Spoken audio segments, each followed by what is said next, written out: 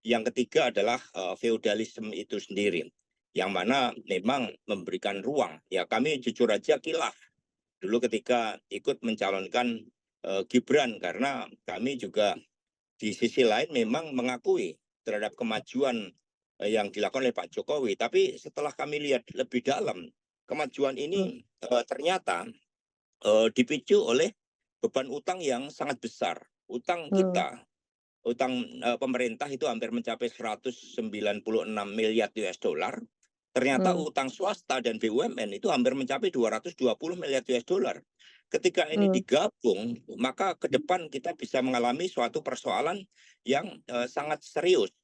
Nah, di Hmm. tengah-tengah persoalan ini, ternyata yang ketiga, nepotisme ini justru malah semakin menguat. Kita lihat, maaf, Hmm.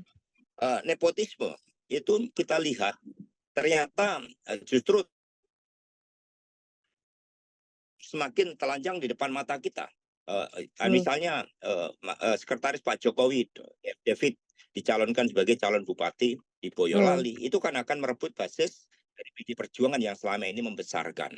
Nah, mengapa Hmm. Pak Jokowi pada akhirnya memutuskan langkah untuk melakukan kecurangan masif melalui abuse of power dari presiden dari hulu ke hilir? Karena Hmm. kita melihat beliau kan tahu persis kondisi PDI Perjuangan.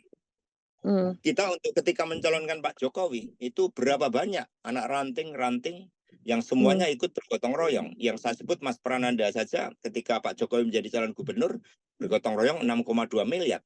Seluruh Hmm. kepala daerah kita, anak ranting-ranting. Pak Jokowi tahu persis Hmm. the power of PDIP, ya, baik dalam pengertian ideologi, dalam pengertian organisasi, militansi, dan kemudian ya termasuk spiritnya. Meskipun PDI ini partai rakyat, ya, kita ya konfigurasi rakyat Indonesia, pendidikan yang terjadi di mana mayoritas masih SMP ke bawah, itu juga terjadi di PDI Perjuangan.